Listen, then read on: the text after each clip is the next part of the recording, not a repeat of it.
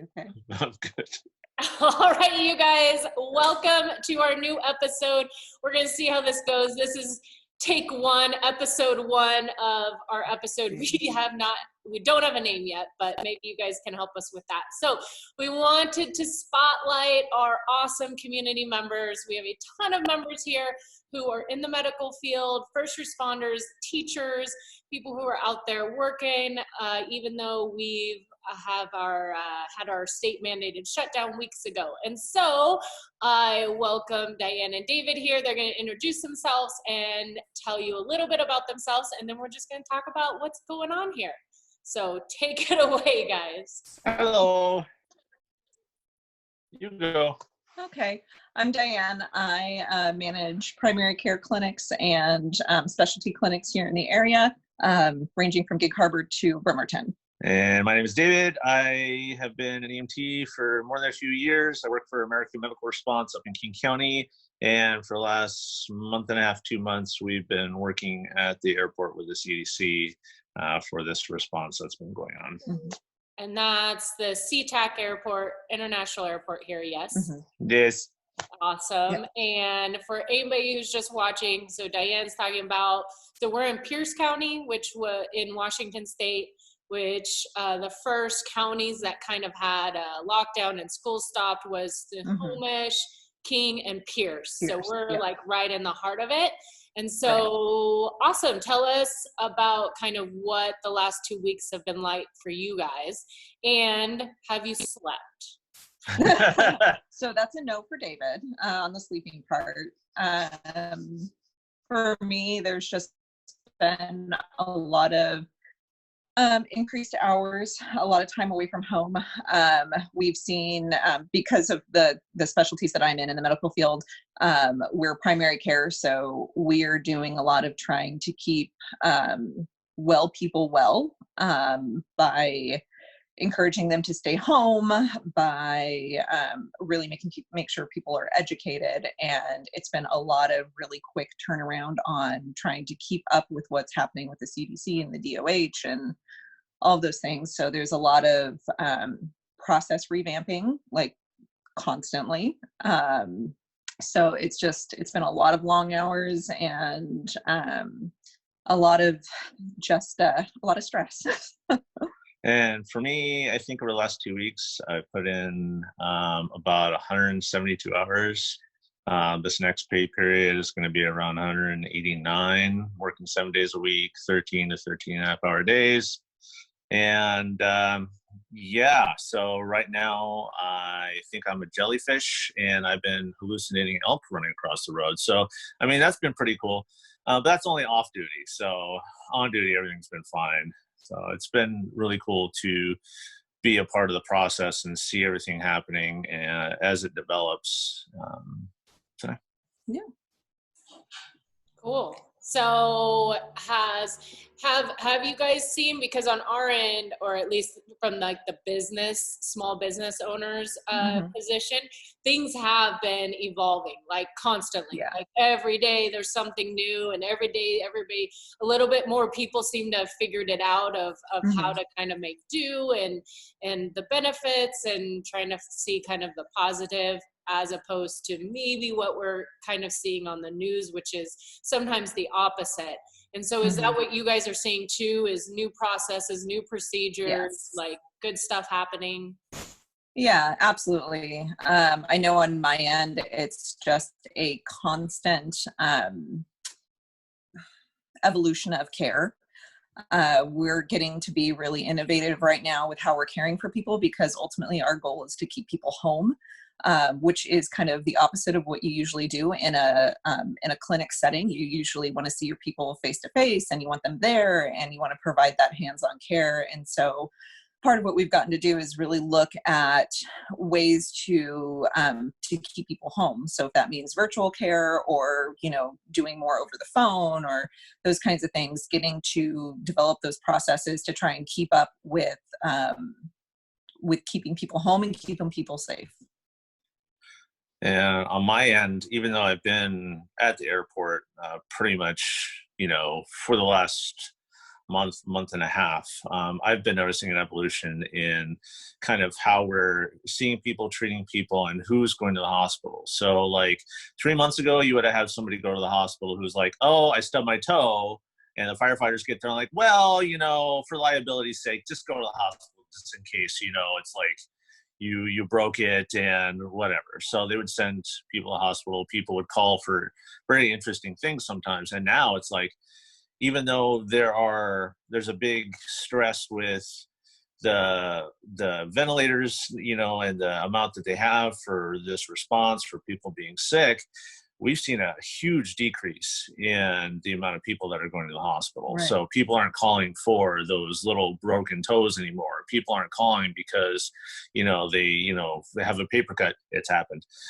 So it's just, things have evolved. People's perceptions have evolved. And I think in the long run, it may be a really good thing, because on an average weekend, we might, you know, last year we would be to the hospital and the ER would be absolutely packed with people who maybe didn't necessarily need to be there. So that's kind of my hope for the future. If there's anything positive to come out of this, is that we kind of get a little bit more perspective on how we should be using the medical system. Yeah. And I will say that.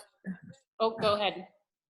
That's okay. I was going to say the other thing that we've seen that's been really kind of cool is this outcrying of support from our communities. Is, you know, I'm getting calls frequently, you know, can we donate masks? Can we, you know, support people? We've had restaurants come by and drop off food for us, just saying thank you that you're here. So kind of on that positive note, it's been really cool to see kind of how even the small businesses have really still stepped up, and the community has stepped up and to support, you know, the medical field and the response that we're seeing. Yeah, and you're seeing it nationwide. I mean, tattoo artists are donating supplies, like, you know, big businesses are donating supplies, and, you know, everybody's just trying to come together and really kind of it helps them understand like what's really important. You know, what are the base needs of the general populace, and how can we, you know, support that? Yeah, I've seen a lot of the local restaurants who are staying open for takeout, that they're now serving kind of the medical fields in the local hospital, which is really, really cool. I thought that was really neat, and not, you know, easy on their part either to do. Right. Especially with, you know, most of them having to lay off people. So I thought it was really cool to see people doing that. And I was also going to mention that we have another member who works in one of the ERs here in Tacoma, and she said the same thing that you were saying, David, in that probably about a week ago was where they saw a shift in that the ER actually looked like what the ER should look like, in terms of people just coming in because of an actual emergency. And so that was really good. She said that it was making their job much, much easier. Hopefully we'll have her on soon too. So and on the flip side of that, and something, you know, as a cautionary tale, really, you're also seeing people who are quite sick who don't necessarily want to go to the hospital, like someone who's septic or somebody who's, you know, at risk, who really kind of needs the care, but they're afraid to go to the hospital and get treated because, you know, they might get infected there, you know. So it's kind of that balancing act of like, you know, at what point does it need to tip to get them to go when they really need to, versus are they going to be at risk staying at home? So it's I think hopefully people are being able to be educated on how to care for themselves to understand that typically. Yeah, that's tough, especially if you're in that at-risk group. I think you know, that's a scary thing. I think that's really where it gets scary, is if you're in that at-risk group and you do have something wrong with you, it would be a scary place, because you're not sure where you should go and where it's safe to go.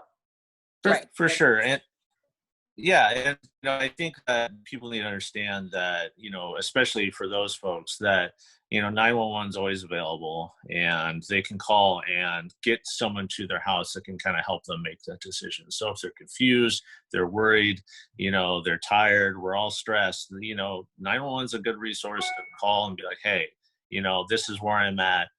Can you send somebody over, do an eval, and they can help that person make that decision. And of course, the hospitals are taking every precaution to make sure that, the people who come in are protected. And I tell you what, I have seen to see the people going across every single surface after it's been touched at the hospitals, at the airport, compared to what it was like last year even. Not that they weren't taking proper precautions then, but it's just ramped up to a whole nother level now.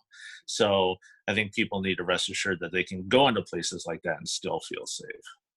Yeah, I actually think that that's going to be one of the best things coming out of here, out of this, is that, even take us, it's like we were clean, but it was like those last couple weeks where we were still open, we were really clean. That felt really good. Yeah.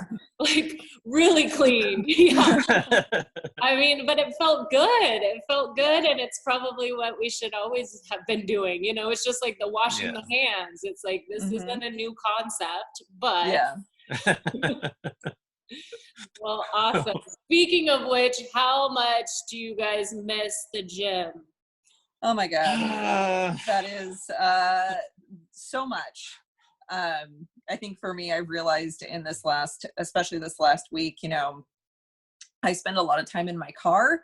And so you often hear people saying like, oh yeah, my 20-minute drive home is like my time to decompress and, let go of the day and those kinds of things. Well, for me, I drive up and down Highway 16 all the time. And so being in the car is my time to think, and it's my time to like problem solve, and my brain's constantly active. And what I realize is that having the gym is my decompress time. And so it's the only time of the day where I can shut off my brain and have that kind of reset moment. And not having that and coming home and going straight from the craziness of the day to, trying to spend time with our kids and keep up the house and do all the other things that need to be done, not having that time to just have a mental break has been very, very challenging. Yeah. And for me, it's like we have all the workout stuff at home and we've had it for years, but that's not why I go to the gym. I go to the gym, one, for the accountability, for the coaching, but mostly for the social aspect. And, I miss the 9 a.m. cruise, I miss, Joan giving you crud, I miss all of the Jens and Jennies, I miss Margaret and I miss Emily's hugs. So it's like, that to me is like, that helps me. That's how I decompress there, on top of just the workouts and the feel goods from that, is just having, all the really awesome people there and the community that's been cultivated is just, it's awesome. And definitely miss it. Yeah. And, having the regular classes for the kids and those kinds of things has been really hard too, because I can send them the workouts every day and those kinds of things, but it's different when you have that engagement of the coaches and, even for them, just getting that other positive community of encouragement. Right now they only have each other, which when you have 2 teenagers is really scary, leaving them at home because they don't encourage each other. So